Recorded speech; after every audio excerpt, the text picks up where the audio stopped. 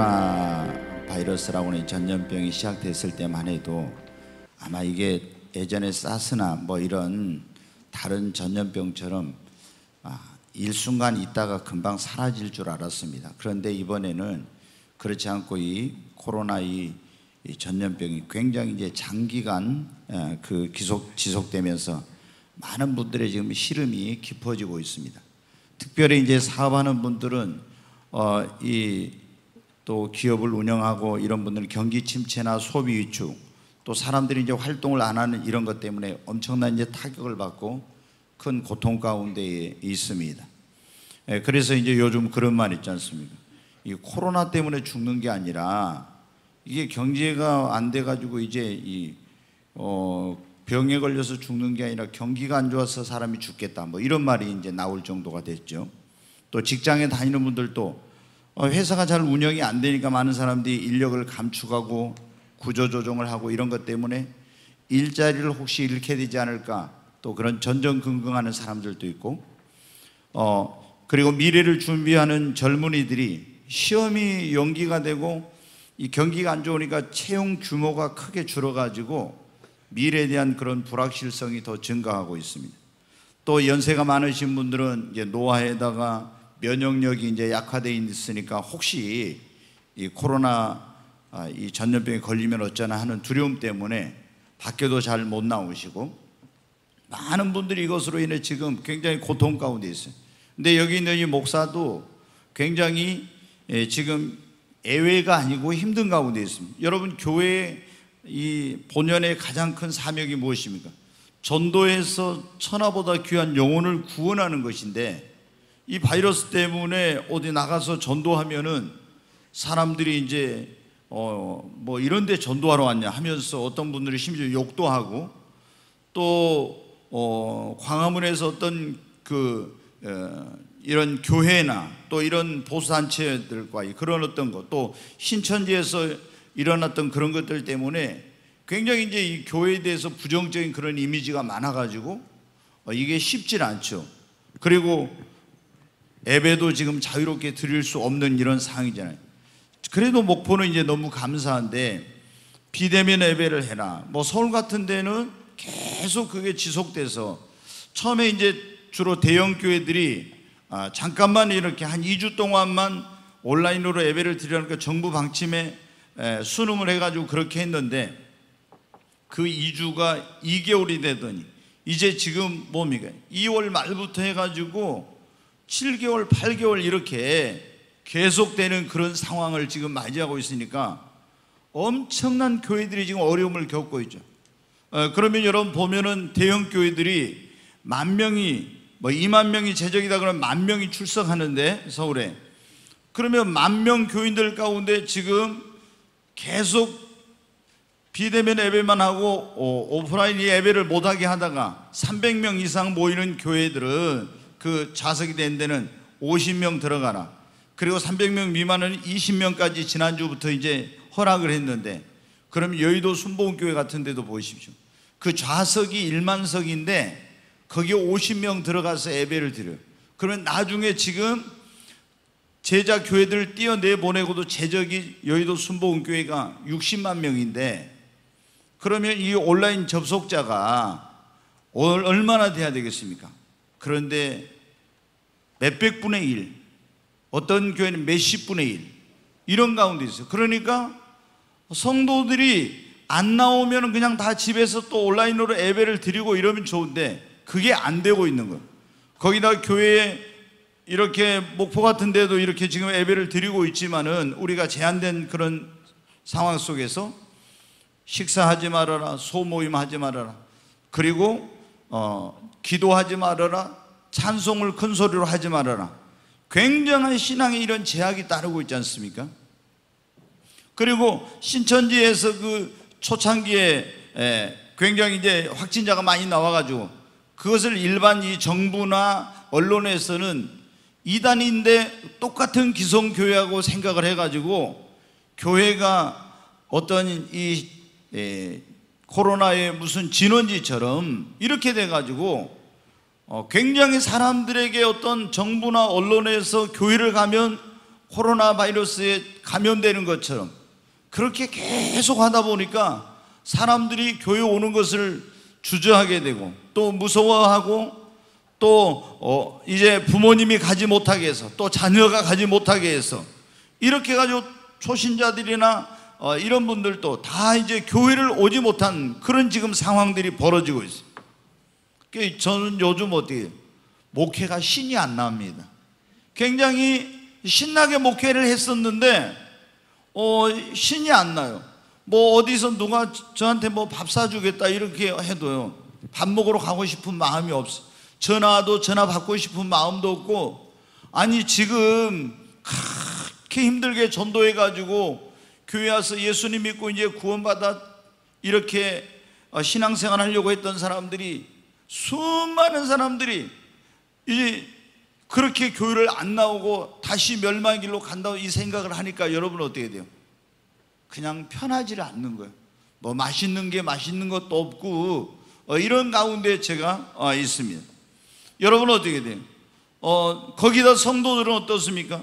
굉장히 막 사업하는 분들이 힘들죠.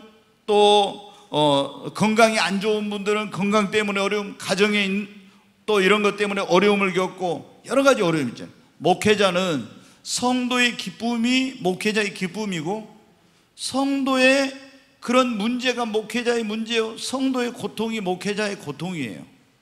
근데 여러분 어때요? 지금 같은 상황 가운데 있으니까 뭐 그런 성도들의 그런 사업이나 가정이나 삶에 대한 그런 염려가 목회자인 저에게도 있는 거예요. 여러분, 그런데 목회자인 제가 이런 성도들의 사업, 건강, 가정 이런 것도 걱정스럽지만은 가장 염려되는 게 뭐냐면 우리 성도들의 믿음이 떨어지지 않을까, 그게 제일 큰 걱정인 겁니다.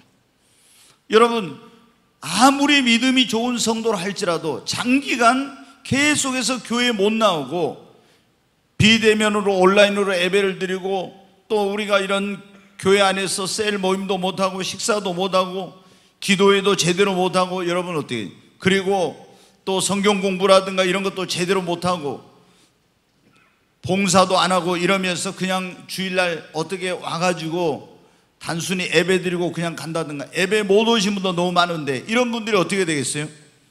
점점 자신도 모르게 신앙이 침체되고 믿음이 떨어지는 겁니다. 여러분, 그럼 믿음이 떨어지면 어떻게 됩니까? 영적인 사람이 육적인 사람이 돼요. 우리가 굉장히 믿음이 있고 성령 충만했던 것 같지만은 이렇게 교회도 잘 못하고 기도도 못하고 예배도 잘 못하고 이런 셀 모임도 안 하고 같은 교제도 없고 이런 거 하다 보면요, 자신도 모르게 신앙이 침체되고 믿음이 점점 떨어지고 있어요. 그러면 여러분 어떻게 돼요? 믿음이 떨어지면 우리에게 옛사람이 그런 게 다 나옵니다. 세상적인 것을 다시 추구하게 되고 세상과 타협하게 되고 말씀대로 살질 않아요. 그리고 점점 이제 육적인 사람으로 변질돼 가는 것입니다. 성경에 보면 데마라고 하는 사도 바울의 그 동역자가 있었어요. 굉장히 믿음이 좋은 사람이었습니다. 그런데 이 사람이 어떤 연유였는지 모르지만 믿음이 떨어졌어요. 그러니까 전에 그렇게 떠나왔던 세상을 사랑해서 다시 갔습니다. 여러분, 우리가 솔로몬이라고 하는 사람 너무 잘 알죠, 여러분? 지혜의 왕, 얼마나 하나님을 사랑하고 믿음이 좋은 사람이었습니까? 그런데 이방의 공주들하고 정략적인 그 결혼을 해가지고 자꾸 그 사람들과 어울리다 보니까 어떻게 믿음이 떨어진 거예요. 나중에 어떻게 돼요? 얼마나 방탕하고 타락한 생활을 하게 됐는지 모릅니다. 상상도 못할 그런 일을 하게 된 거예요. 왜? 믿음이 떨어지니까. 여러분, 믿음이 떨어지면 이렇게 우리가 다시 육적인 사람으로, 세속적인 사람으로 이렇게 변질되는 거예요. 그리고 고난이 올 때 무엇보다도 믿음이 떨어지면 이길 수가 없어요.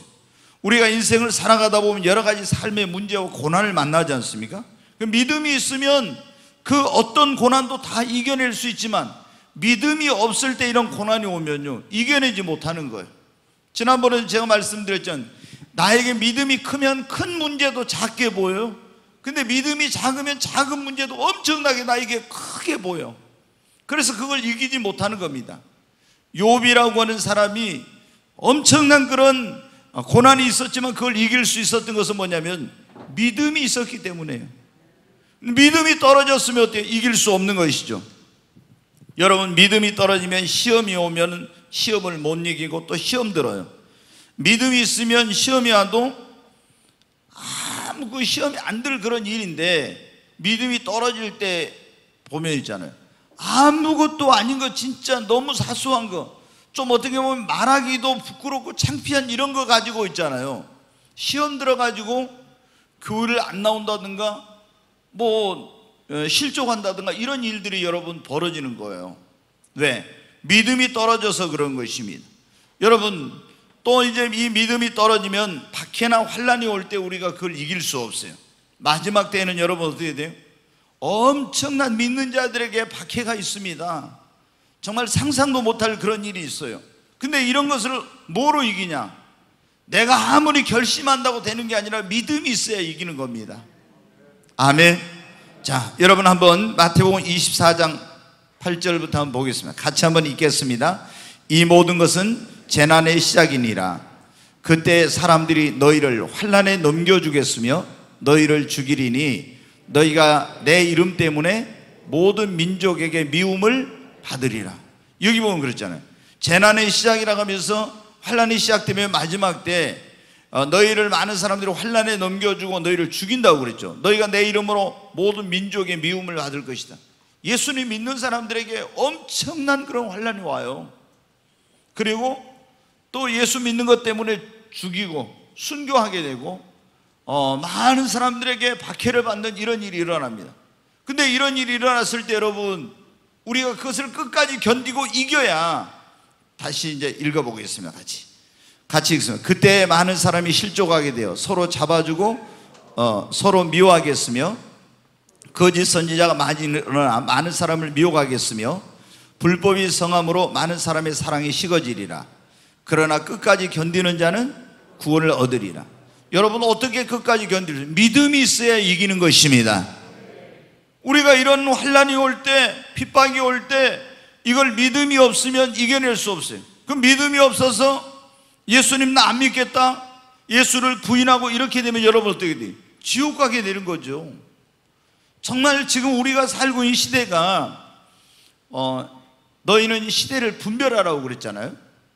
그런데 이 시대가 어떤 시대냐면 주님의 재림과 세상의 마지막이 정말 가까운, 대환란이 가까운 그런 때예요.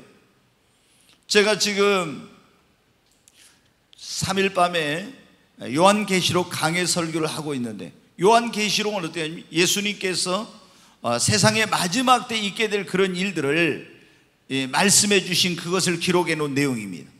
근데 거기에 보면은 세상의 마지막 때 어떤 일이 있을 거다, 그거를 자세히 말씀해 주셨는데, 지금 우리가 살고 있는 이 시대가 바로 예수 그리스도의 재림과 세상의 마지막이 굉장히 가까운 시대예요.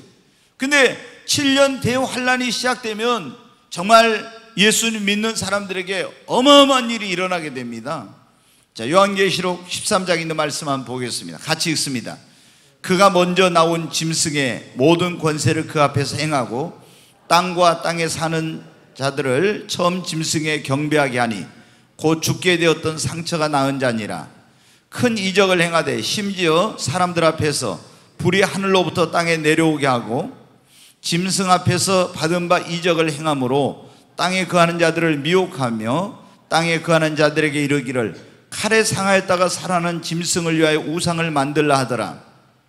그가 권세를 받아 그 짐승의 우상에게 생기를 주어 그 짐승의 우상으로 말하게 하고 또 짐승의 우상에게 경배하지 아니하는 자는 몇이든지 다 죽이게 하더라. 여기 보면 여러분 짐승이라고 나오죠. 이거는 사자나 호랑이나 곰이나 이런 짐승을 말하는 게 아니에요. 이게 여기서 말하는 짐승은 뭐냐면은 두 짐승이 나와요. 첫째, 땅에서 나온 짐승, 바다에서 나온 짐승인데, 이거는 먼저 나온 짐승은 칼에 상하였다가 죽게 되었다 살아났다고 했죠. 암살을 당할 뻔했는데 이제 죽을 뻔했는데 살아난 거예요. 다시 기적적으로. 근데 이게 뭐냐면 처음에 나온 짐승은 자기가 그리스도로 하고 많은 사람을 속인 거짓 그리스도인데 나중에 그리스도를 대정하는 적그리스도입니다. 세계 정부를 통해서 세계를 지배하는, 그리고 이제 나중에 나온 짐승은 뭐냐면은 이 적그리스도를 사람들에게 따르도록 하기 위해서 하늘에서 불이 내려오게 하고 이적을 행하고, 그리고 그 짐승을 위하여 첫 번째 적그리스도를 위해 우상을 만들고 말을 하게 하면서 누구든지 그 적그리스도에게 경배하지 않고는 우상에 절하지 않는 사람은 다 죽이는 이런 어마어마한 일이 있다고 하는 거예요. 그리고 다 오른손이나 이마에다가 666이라고 하는 그런 표를 받게 하고, 이 표를 안 받은 사람은 물건을 사고 팔고 못하게 하고 죽이는 이런 일을 하는 거예요. 그러면 이렇게 예수 믿는 것 때문에 죽임을 당하고 또 우상에게 절하라고 하거나 또 적그리스도를 경배하라고 할 때 안 하게 되고 666표를 안 받으면 죽임을 당하는데, 여러분 어떻게 우리가 무엇으로 이런 어마어마한 환난을 이길 수 있어요? 믿음으로 이기는 겁니다. 그 믿음이 없이는 우리가 이런 환난이나 박해가 올 때 믿음이 떨어지면은 절대 이기지 못해요. 지금 여러분, 우리가 이 코로나 바이러스를 두려워하고 있는데 이거 두려워할 필요가 없어요, 여러분. 그러잖아요. 이번에 그 통계에 나왔지 않습니까? 1년에 폐렴으로 죽는 사람이 3천 몇백 명인데, 지난 여러분 2월 달부터 해서 지금까지 해서 코로나 바이러스가 그렇게 막 창궐한 것 같지만 죽은 사람 300 몇십 명이잖아요. 근데 너무 이제 우리가 막 이런 언론이나 정부에서 우리에게 너무 좀 두려움을 심어주는, 그렇게 막 문자를 보내고 이렇게 하니까 많은 사람들이 너무 불안해가지고 경제활동도 위축이 되고 모든 걸 이렇게 위축이 되잖아요. 그게 지금 여러분 어떻게 이런 걸 두려워하면 나중에 우리가 진짜 환난 때 이 적그리스도 우상에 절하지 않으면 죽인다고 하고 666표 안 받으면 물건 사고 팔고 못하게 하고 이런 거 여러분 어떻게 이기겠습니까? 근데 믿음이 있어야 이기지, 믿음이 떨어지면 못 이기는 거예요. 만약에 여러분 믿음이 떨어졌을 때 막 우리를 죽인다고 하면 두려워서 어떻게 돼요? 다 거기 적그리스도에 절할 거예요. 그 우상에게 가서 숭배할 거예요. 또 666표를 받을 거예요. 그러면 어디 갑니까 여러분? 지옥에 가죠, 성경에. 그러니까 언제 이런 일이 일어날지 알지 못하기 때문에 우리는 믿음이 떨어지면 안 됩니다. 여러분, 믿음이 떨어지면 하나님 말씀대로 살고 싶어도 못 살아요. 하나님을 기쁘시게 하는 삶을 살고 싶어도 살 수가 없고 하나님이 주시는 축복을 받을 수가 없어요. 성경에 뭐라고 했습니까? 믿음이 없이는 하나님을 기쁘시게 할 수 없다고 했잖아요. 믿음이 떨어진 사람이 어떻게 하나님을 기쁘시게 하는 삶을 살 수 있어요? 안 되는 겁니다. 믿음이 있어야 하나님 말씀대로 살 수 있지, 믿음이 없으면 안 돼요. 믿음이 있어야 하나님 주신 축복을 받지, 믿음이 없이는 안 되는 겁니다. 오늘 여기 말씀해 보세요. 다시 거기 한번 보겠습니다. 28절부터 32절까지 같이 한번 읽습니다. 너희는 나의 모든 시험 중에 항상 나와 함께한 자들인즉 내 아버지께서 나라를 내게 맡기신 것 같이 나도 너희에게 맡겨 너희가 내 나라에 있어 내 상에서 먹고 마시며 또는 보좌에 앉아 이스라엘 12지파를 다스리게 하려 하노라. 여기 보면 주님이 뭐라고 말씀했냐면, 너희는 항상 나와 함께한 자들인즉 내 아버지께서 내게 나라를 맡긴 것처럼 나도 너희에게 나라를 맡기고 내 상에 있어서 항상 내 상에서 먹고 마시며 보좌에 앉아 이스라엘 12지파를 너희에게 다스릴 권세를 주겠다는 거예요. 그런데 보십시오. 31절. 시몬아 시몬아 보라, 사탄이 너희를 밀가부르듯 하려고 요구하였으나 그러나 내가 너를 위하여 네 믿음이 떨어지지 않기를 기도하였노니 너는 돌이킨 후에 내 형제를 굳게 하라. 근데 예수님께서 우리에게 이런 축복을 주려고 하는데 이 축복을 받지 못하도록 마귀가 우리를 어떻게 한다고요? 기질한다는 거예요. 그런데 우리가 믿음이 있을 때는 사탄이 우리를 환난을 통해서, 박해를 통해서 여러 가지 방법으로 우리를 기절할 때 그걸 이길 수 있는데, 믿음이 떨어졌을 때는 어떻게 돼요? 이걸 못 이기고 주님이 나에게 예비해 놓으시고 주시고 이런 축복을 받을 수가 없는 거예요. 그렇기 때문에 우리는 어떠한 경우에도 믿음이 떨어져서는 안 됩니다. 제가 근데 보니까 믿음이 하루아침에 바닥으로 떨어지는 사람은 거의 없어요. 대부분의 경우 자기도 모르게 조금씩 믿음이 떨어져요. 자, 이번 코로나 지금 사태로 우리가 신앙생활을 제대로 못하고 교회도 잘 못 나오고 이런 경우 있어요. 온라인으로 예배드리고. 근데 이런 경우에 여러분 어떻게 해요? 계속 교회에 나와서 기도하던 사람이, 예배하던 사람이, 교제하고 이렇게 하나님을 섬기던 사람들이 코로나 때문에 집에서 그냥 유튜브로 예배드린다 이러면서 교회 와서 교제도 못 하잖아요. 기도도 못 하잖아요. 그러면 점점 이렇게 하면서 어때요? 본인은 지금 예배는 드리고 있는 것 같고 믿음이 떨어지지 않은 줄 알지만은 자신도 모르게 믿음이 점점 지금 떨어지고 있는 거예요. 여러분, 우리가 보면은 어떤 사업하시는 분들, 사업이 막 바쁠 때 굉장히 이제 막 어떤 같은 어떤 사업에 그런 뭘 관련된 그런 분들이 주일날 꼭 만나서 무슨 계약을 하자, 무슨 하자고 하면은 이제 갈등이 생기죠. 예수님 믿는 사람들도. 왜? 이게 눈앞에 이제 보이는 일이니까. 그래서 너무 사업이 바빠서 일이 바빠가지고 교회를 못 올 수도 있어요. 기도를 하던 사람이 너무 바빠서 기도를 제대로 못해요. 뭐 어떤 가정일로 또 직장일로 바빠가지고 성경도 안 읽고 기도도 안 하고 교회도 못 오고 그러면 어떻게 합니까? 자기도 모르게 점점 믿음이 떨어지고 있는 거예요. 그리고 아무런 문제가 없다고, 전에는 막 어려움이 있을 때 열심히 기도했던 사람이 어려움이 없으니까 기도를 안 해요. 그리고 안일한 생활에, 그러면 자기도 모르게 어떻게 사실은 영적인 침체가 오고 믿음이 점점 떨어지고 있는 거예요.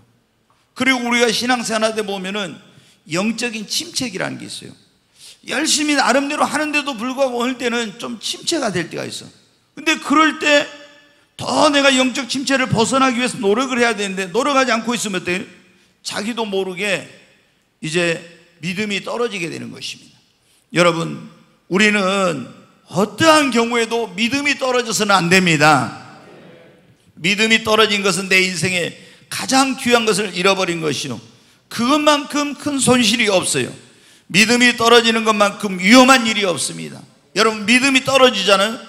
그럼 다시 그 믿음을 회복하려면은 떨어지는 것은 쉬운데 회복하기는 굉장히 쉽지 않습니다. 그래서 우리가 믿음이 있을 때 지키고 믿음이 떨어지지 않도록 해야 됩니다. 여러분, 우리 믿음이 떨어지지 않으려면 가장 중요한 게 첫 번째가 뭐냐면 철저하게 주일 성수를 하고 하나님 앞에 나와서 예배를 드리는 겁니다. 너무 이거는 아주 본질적으로 중요한 그런 일이에요. 그러니까 자, 주일날 하나님 앞에 나와서 주일 성수하고 예배를 드려야 되는데 내가 이제 돈 벌러 간다고, 놀러 간다고, 아니면 애경사 때문에 이런 것 때문에 있잖아요. 주일 성수 안 하고 예배 안 드리고 빼먹어요. 그러면 어떻게 돼요? 이게 자기도 모르게 믿음이 점점 떨어지기 시작하는 거예요.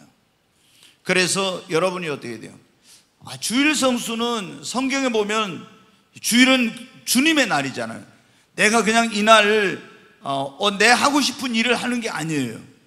이날은 하나님께서 십계명에, 그리고 그 계명이 주어지기 전에도 정해놨었고, 신약에 와서는 모든 그리스도인들이 지금 2000년 동안 이 주일 성수를 하고 철저히 주일날을 모여서 하나님 앞에 예배를 드렸거든요. 공산주의자들이 기독교 신앙을 말살시키려고 할 때 제일 먼저 한 일이 뭐냐면 소련에서 했던 일이 뭐냐면 이 주의를 못 지키게 하는 거였어요. 북한에 여러분 김일성이가 저 38선 넘어왔을 때 어때 제일 먼저 한 일이 뭐냐면 북한에가 이 남한보다 기독교인이 더 많았잖아요. 주일날 교회를 못 가게 하는 그런 정책을 쓴 거예요. 그게 기독교를 말살시키는 방법이었어요. 주일 성수를 못하고 예배를 못 드리면 어때요? 믿음이 떨어지니까.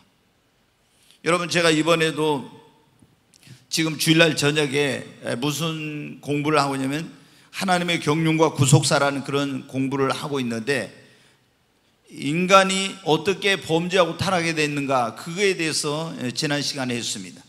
근데 하나님이 선악을 알게 하는 나무의 실과를 따먹지 말아야겠는데 따먹어가지고 죄가 들어오고, 그것으로 말미암아 인간에게 불행과 고통과 질병과 죽음이 다 찾아오게 된 거예요. 근데 하나님께서 뭐를 따먹지 말라고? 선악을 알게 하는 나무의 실과를 먹지 말아라 그랬거든요. 이걸 먹으면 네가 죽게 된다고.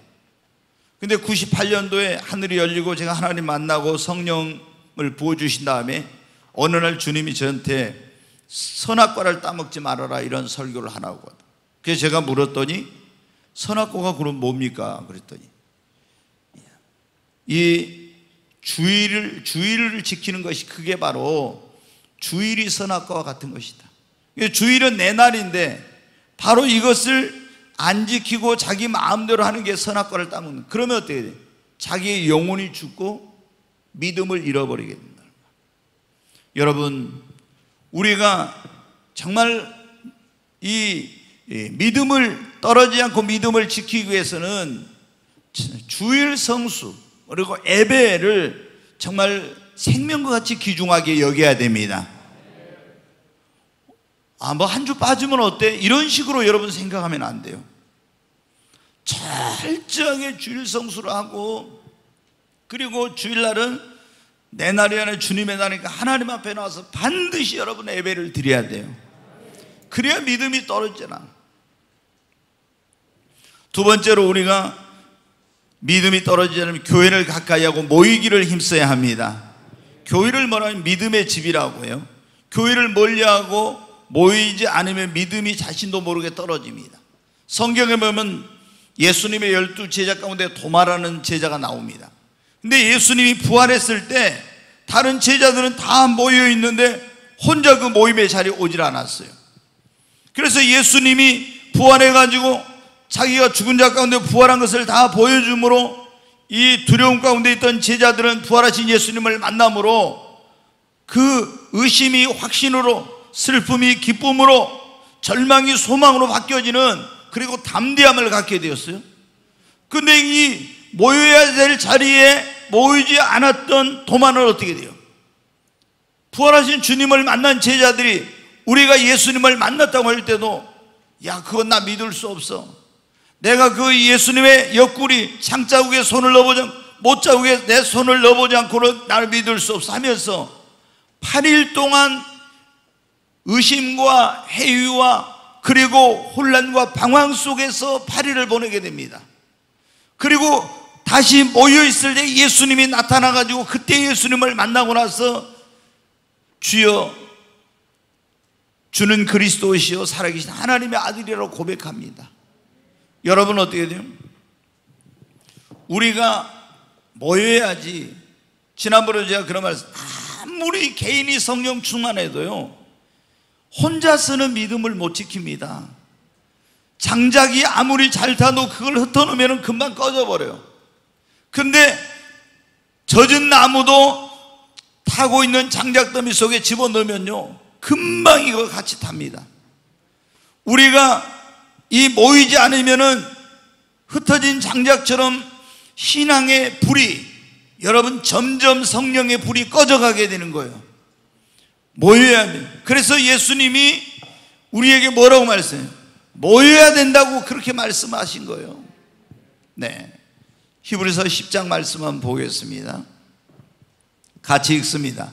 서로 돌아보아 사랑과 선행을 격려하며 모이기를 피하는 어떤 사람들의 습관과 같이 하지 말고 오직 권하여 그날이 가까움을 볼수록 더욱 그리하자. 여기 보면 이제 주님 오심이 가까울 때 우리가 해야 될, 서로 돌아보아 사랑과 선행을 격려하래요. 그리고 모이기를 피하는 어떤 사람들의 습관과 같이 하지 말고 오직 권하여 그날이 가까움을 볼수록 다 모이기를 힘쓰라는 거예요. 아멘. 모이기를 힘써야 믿음이 떨어지지 않고 믿음을 지키지, 모이지 않으면 믿음을 못 지키는 거예요. 믿음이 떨어져요, 여러분. 자, 여러분 보세요. 열심히 교회 오던 사람이 주일날도 오고 주일밤에 수요일날도 오고 금요일날도 오고 막 새벽기도 열심히 오던 사람이 여러분 주일날 딱 한 번만 와봐요. 그러면은 본인이 느껴요. 네. 모이기를 매일 와서 어떤 사람은 기도하잖아요. 그런데 이런 모여서 기도하고 교제하고 모여서 예배하고 모여서 찬양하고 모여서 공부하고 이러면은 여러분 어때? 믿음이 안 떨어지죠. 그런데 교회를 멀리하고 모임을 피하면요 자기도 모르게 믿음이 떨어져. 초대교회가 지금 우리가 코로나 바이러스로 굉장한 어떤 어려움 가운데 있지만 초대교회 성도들은 이보다 훨씬 더 큰 박해와 어려움 속에서 모이기도 힘들고 신앙생활이 어려웠어요. 왜? 유대교인들은 예수님을 메시아 구원자로 인정하지 않고 예수님을 반대하고 예수 믿는 사람을 핍박을 했으니까 십자가에 그래서 못 박아 죽였잖아요. 그런데도 그 가운데서 초대교회 성도들이 믿음을 지키고 신앙생활 잘할 수 있었던 비결은 뭐냐? 모이기에 힘을 썼기 때문에 그래요. 자, 사도행전 2장 41절부터 한번 보겠습니다. 같이 읽습니다. 그 말을 받는 사람은 세례를 받으니 이날의 신도의 수가 3,000이나 더하더라. 그들이 사도의 가르침을 받아 서로 교제하고 떡을 떼며 오로지 기도하기를 힘쓰니라. 사람마다 두려워하는데 사도들로 말미암아 기사와 표적이 많이 나타나니 믿는 사람이 다 함께 있어 모든 물건을 서로 통용하고 또 재산과 소유를 팔아 각 사람의 필요를 따라 나눠주며 날마다 마음을 같이하여 성전에 모이기를 힘쓰고 집에서 떡을 떼며 기쁨과 순전한 마음으로 음식을 먹고 하나님을 찬미하며 또 온 백성에게 칭송을 받으니 주께서 구원받는 사람을 날마다 더하게 하시니라. 46절 다시 한번 보겠습니다. 여기 보면 같이 한번 읽어요. 날마다 마음을 같이하여 성전에 모이기를 힘쓰고 집에서 떡을 떼며 기쁨과 순전한 마음으로 음식을 먹고. 초대교회 성도들이 날마다 어떻게 했다고요? 마음을 같이하여 성전에 모이기를 힘썼다고요. 성전에 모이지 말아라. 모이면 얼마나 막 잡혀가고 핍박이 얼마나 심했는지 몰라요. 그런데 모이지 말았는데도 성전에 모였어요. 날마다 마음을 같이 성전에 모이기를 힘쓰고 날마다 집에 모여서 떡을 떼며 교제하며 사도의 가르침을 받으며 기도하며 하나님을 찬미했더니 날마다 구원받는 사람을 더해 주셨어요. 여러분, 지금 정부에서는 뭐라고 합니까?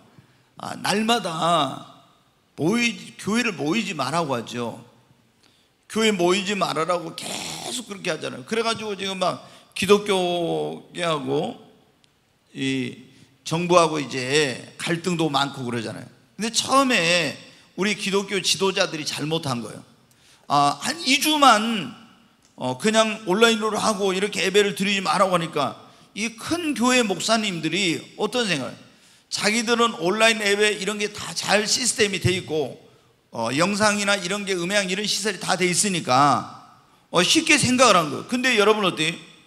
한국 교회 80%가 여러분 70%가 미자립 교회, 그리고 이런 음향 영상 유튜버 이런 시설이 안 돼 있는 교회가 80%였어요. 그런데 그걸 모르고 큰 교회 목사님들이 덜컹 정부 그 방침에 따르겠다고 이렇게 했습니다. 2주만 그러면 된 줄 알았어요. 근데 2주가 2달이 되고 지금 7개월 8개월 됐잖아요. 이렇게 되니까 어떻게 돼요? 완전히 지금 교회들이 말이 아니에요. 그래서 지금 감리교 같은 경우 서울연회라고 있는데 지난주에 그런 거예요. 지난주 20일 날부터 무조건 어떻게 했냐, 우리 교단에서 연회에서 책임질 테니까 구상권 청구하던 법적 문제가 있으면 책임질 테니까 이거는 헌법의 종교 자유, 예배의 자유를 보장했는데 이거를 제한하는 건 안 된다.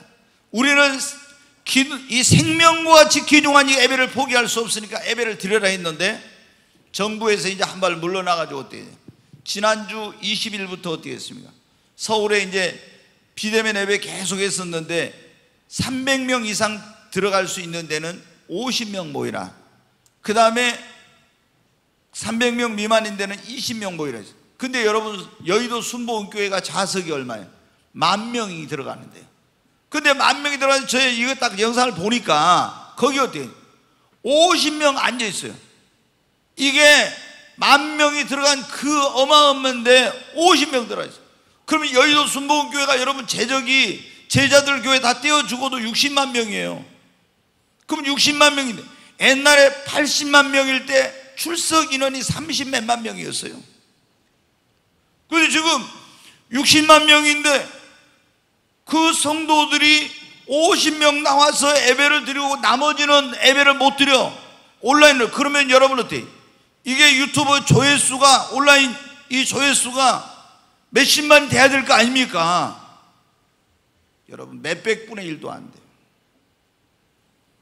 이런 큰 교회들이 10,000명 모이는 교회, 그러면 50명 모여서 하면은 그래도 이게 뭐 7, 8천이라도 나와야 될 거 아니에요. 여러분 몇백 명이야. 이러니 지금 교회가 어떻게 돼요?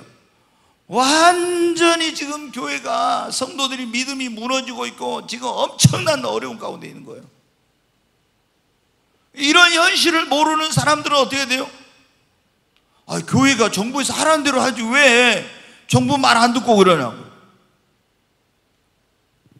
여러분, 우리는 육신의 생명보다 신앙이 더 소중합니다.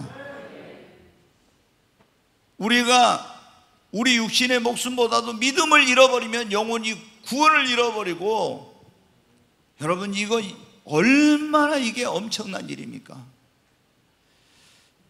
우리는 그래서 누구의 말을 들어야 됩니까? 사람의 말을 들을 건지 하나님의 말씀을 들을 건지, 우리는 하나님의 말씀을 들어야 됩니다. 주님이 뭐라고 했으면, 너희가 믿음이 떨어지지 않으면 주님의 오심이 가까우면 가까울수록 더욱 모이기를 힘쓰라고 했지 않습니까? 여러분 셀 리더님들 여기 그렇게 말, 너희가 사랑과 선행을 격려하며 권하여 모이기를 패놓던 사람들의 습관같이 하지 말고 그날이 가까울 볼수록 더욱 모이기를 힘쓰라고. 우리 모든 리더들은 성도들에게 더 적극적으로 하나님 앞에 나와서 모여서 예배하고 모여서 기도하고 모여서 찬송하고, 이래야 믿음 떨어지지 않는다고 말해야 합니다. 여러분 우리가 건강을 교회 온다고 코로나 걸립니까? 어떤 초창기에 그 신천지에서 막 이래 나오는 그걸 막 교회에서 나온 것처럼 이렇게 하는 어떤 이런 것 때문에, 또 지난번에 광화문에 가서 그런 어떤 일 때문에 막 모든 교회가 다 코로나가 가득한 것처럼 이렇게 여기고 있는데, 여러분 그렇지 않아요. 우리는 정말로 중요한 것이 믿음입니다. 그러므로 믿음이 떨어지지 않도록 교회를 가까이 하고 모이기를 힘써야 됩니다. 여러분 우리가 믿음이 떨어지지 않으려면 꾸준히 성경을 읽고 믿음의 말씀을 드려야 됩니다. 믿음은 어디서 생겨요? 자, 로마서 10장 17절 말씀 보겠습니다. 같이 읽습니다. 그러므로 믿음은 들음에서 나며 들음은 그리스도의 말씀으로 말미암았느니라. 여기 보면 믿음은 뭐에서? 들음에서. 근데 뭘 듣느냐가 중요합니다. 예를 들어서 믿음 없는 사람의 말만 듣고 세상 사람의 말만 듣고 텔레비전에서 나온 소리만 듣고 계속 이런 것만 들으면요, 있는 믿음도 여러분 떨어져요. 그러잖아요. 계속 TV 켜놓고 이런 것만 보고 있으면 믿음 떨어집니다. 근데 여러분이 믿음의 말씀, 강단에 선포되는 그런 말씀을 듣고 이 믿음의 말씀이 기록된 성경 말씀을 읽고 이러면 어떻게 돼요? 믿음이 생겨납니다. 지금 우리가 너무나 많은 사람들이 믿음이 약해지고 있어요. 그게 뭐냐? 성경을 안 읽고 말씀을, 믿음의 말씀을 안 듣고 막 이런 세상에서 나에게 들어오는 많은 그런 것들이 있어요. 그런 것만 들으니까 믿음이 막 지금 떨어지고 있는 거예요. 여러분 우리 믿음이 떨어지지 않으면 부지런히 성경을 읽어야 합니다. 믿음의 말씀을 들어야 됩니다. 믿음의 사람들과 여러분 교제를 나눠야 됩니다. 예수님 안 믿는 그런 믿음이 없는 사람, 또 교회를 다니도 믿음이 없는 불신앙적인 사람과 자꾸 대화를 해봐요. 그럼 믿음이 여러분 떨어져요. 자, 우리 믿음이 떨어지지 않으면 쉬지 말고 기도해야 합니다. 기도를 쉬면은 여러분 어떻게 합니까? 믿음이 떨어져요. 여러분 신앙생활 오래 해보신 분들은 다 알아요. 내가 열심히 기도하다가 기도 좀 안 하면은, 일주일만 안 하면 어떻게 돼요? 믿음이 딱 영적인 침체가 오고 믿음이 떨어진다는 걸 느껴. 믿음이 떨어지지 않으려면 그러니까 뭐 해야 돼요? 기도를 쉬면 안 됩니다. 그 주님이 뭐라, 쉬지 말고 뭐 하라? 기도하라. 여러분 다윗이 얼마나 믿음이 좋은 사람입니까? 그 엄청난 골리앗 장군 앞에도 두려워하지 않고 다 도망치는데 두려워하지 않고 나갔잖아요. 그게 뭐예요? 믿음이 있어서 그런 거예요. 너는 칼과 창을 의지하고 오지만 나는 만군의 여호와 이름으로 가노라. 믿음이 있으니까 담대해가지고 골리앗 앞에 싸우러 나간 거예요. 그런데 이랬던 다윗이요, 여러분 어떻게 됐어요? 이제 왕이 돼가지고 군인들이 가는 곳마다 계속 승리를 하는 거예요. 그러니까 이제 나중에는 어떻게 돼요? 자기는 왕궁에 있고 군인들만 보내고 지금 전쟁터에 가서 계속 하나님이 약속한 땅을 그걸 정복해야 되니까 전쟁을 하고 피를 흘리고 군인들은 죽어가고 이러는데, 이 사람은 어때요? 이 다윗 왕은 자기 집에 있는 그 왕궁에 옥탑방에 올라가서 낮에 잠을 잤어요. 그 시간에 잠잘 시간이 아니라 지금 전쟁터에서 피를 흘리고 싸우고 있으니까 기도해야 되는데 계속 승리하니까 어때요? 벌써 안일해진 거예요. 나태해진 거예요. 그래가지고 낮잠을 자고 나서 딱 이렇게 지붕에 나와서 보니까 어때요?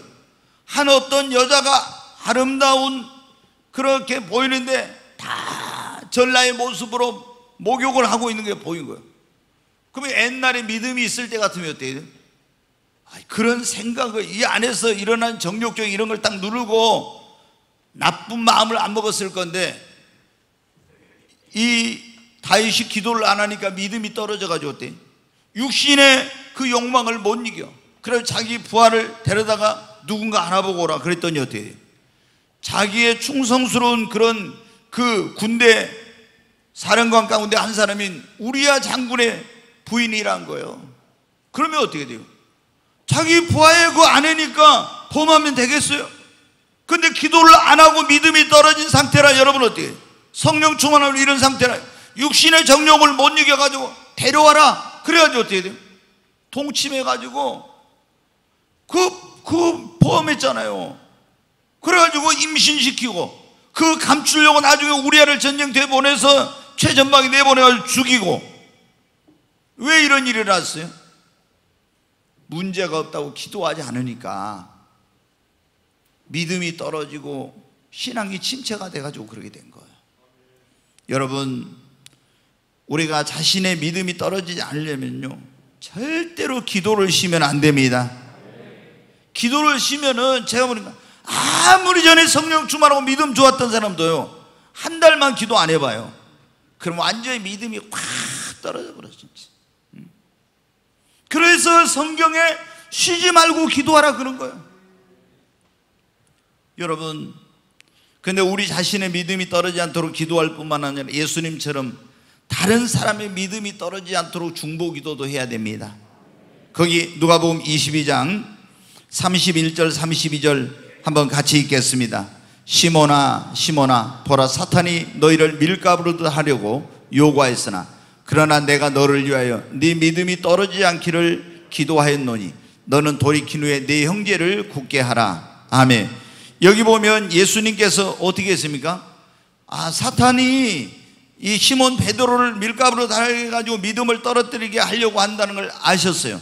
그래서 믿음이 떨어지냐, 베드로의 믿음이 떨어지지 않도록 주님이 뭘 했다고요? 내가 너를 위하여 네 믿음이 떨어지지 않기를 위하여 기도하였노니. 여러분, 우리는 평상시에도 성도들이, 우리 교회는 9시 기도회가 있잖아요. 그럼 평상시에도 성도들이 시험 들지 않게 해서 믿음이 떨어지지 않게 해서 더 믿음이 성장해달라고 계속 기도하고 있습니다. 그런데 여러분, 지금은 더 많이 기도해야 돼요. 코로나 이 사태로 여러분 교회생활 제대로 못하죠. 예배생활 제대로 못하죠. 신앙생활 제대로 못하죠. 그러면 지금 어떻게 합니까?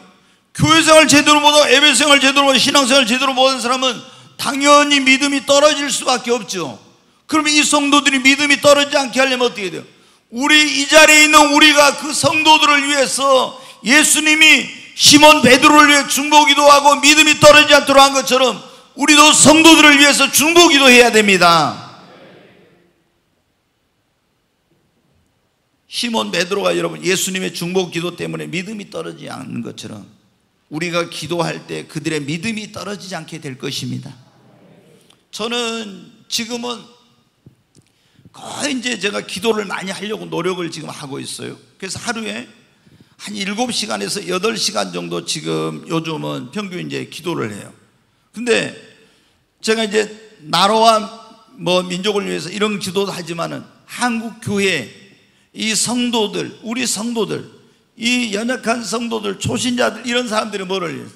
믿음이 떨어지지 않기를 위해서, 이 교회를 나오지 못하고 있는 분들, 이런 분들이 믿음이 떨어지지 않기를 위해서 굉장히 그 기도를 집중적으로 많이 하고 있어요. 왜? 이 사람들이 믿음이 떨어져가지고 믿음을 못 지키면 나중에 어떻게 시험이 오면 못 이기고 변질되고 타락하게 되고 환난이 올 때 주님을 부인하게 되고 결국에 여러분은 어떻게 돼요? 하나님이 주시고자 하는 축복도 못 받고 그리고 멸망의 길로 갈 수 있는데 여러분 어떻게 돼요? 얼마나 그게 안타까운 일인지 몰라요. 그러니까 여러분 어떻게 돼요? 하나님, 이 믿음이 떨어지지 않게 해달라고. 우리 성도들은 말할 것도 없고, 한국교회 지금 이렇게 가다가는 큰일 나겠어요. 지금 믿음이 다 떨어져가지고. 여러분, 우리 인생에 믿음보다 소중한 것은 없습니다. 우리가 믿음으로 뭐를 받아요? 구원을 받습니다. 여러분 믿습니까? 믿음으로 하나님과 동행합니다. 믿음으로 고난을 이길 수 있습니다. 믿음이 있는 자만이 하나님께 축복을 받습니다. 믿음이 있는 자만 하나님께 쓰임을 받습니다. 믿음이 있는 자가 신앙의 승리자가 되고 면류관을 쓸 수 있어요. 믿음이 떨어지면 안 됩니다. 아멘. 여러분 지금 여러분의 믿음은 어떤가요? 혹시 오늘 이 자리에 오신 분들, 아니 지금 유튜브로 지금 들어와서 영상 예배를 드리고 계신 분들, 여러분 믿음이 지금 어떤 가운데 있습니까? 믿음이 올라가고 있습니까? 떨어지고 있습니까? 지금 믿음이 떨어지고 있다면 위기의식을 느껴야 되면 심각한 가운데 있는 거예요. 자, 히브리서 10장에 있는 말씀 한 곳만 보고 마치도록 하겠습니다. 같이 읽습니다. 잠시 잠깐 후면 오시리가 오시리니 지체하지 아니하시리라. 나의 의는 믿음으로 말미암아 살리라. 또한 뒤로 물러가면 내 마음이 그를 기뻐하지 아니하리라 하셨느니라. 우리는 뒤로 물러가 멸망할 자가 아니요 오직 영원함을 구원에 이르는 믿음을 가진 자니라. 아멘. 다시 37절 보겠습니다. 여기 보면은 잠시 잠깐 오면 오시리가 오시리니 지체하지 아니하시리라. 주님이 뭐예요? 잠시 잠깐 오면 오신대요. 지체하지 않으시고 오신다고. 그건 곧 오신다는 그런 말씀. 그런데 주님이 오실 때 뭐를 본다고 했어요? 믿음이 있는 자가 있는 걸 보겠느냐 그랬죠. 믿음이 있는 자가 있는 걸 보겠느냐, 인자가 올 때 이랬잖아요. 얼마나 많은 사람들이 믿음이 떨어져간지, 믿음을 가진, 진짜 믿음을 가진 사람을 찾기가 어렵다, 그런 말씀이에요. 근데 여기 나의 의인은, 의인이란 말이 뭐냐면 예수 피로, 예수님을 믿음으로 구원받은 사람을 우리를 의인이라고 하죠. 의인은, 예수 믿고 구원받은 사람은 뭐로 살아요? 믿음으로 살아야 돼요. 아멘. 여러분, 우리 예수님 믿는 사람 믿음으로 말미암아 살아야 되는 거예요. 근데 믿음으로 살아야 되는데 뒤로 물러가면 내 마음이 그를 어땠다고요? 기뻐하지. 믿음이 침체되고 신앙이 침체되고 믿음이 떨어지면 주님이 기뻐하지 않는데요. 자, 39절 다시 보겠습니다. 우리는 뒤로 물러가 멸망할, 뒤로 물러가면은 침륜에 빠지고 멸망할 수가 있어요. 믿음이 침체되면 안 돼요. 오직 우리는 믿음을 지켜 영원 구원함에 이르는 믿음을 가진 자입니다. 여러분, 우리가 정말 지금 내 믿음이 어떤 가운데 있는가? 내 믿음이 지금 떨어지고 점점 침체된 가운데 있는가? 아니면 내 믿음이 계속 전진하고 지금 믿음이 더 올라가고 있는가? 여러분 한번 보십시오. 믿음을 잃어버린 것보다 더 큰 손실은 없어요. 믿음을 잃어버린 것보다 더 위험한 일은 없는 거예요. 여러분, 우리는 다시 분발해야 되겠습니다.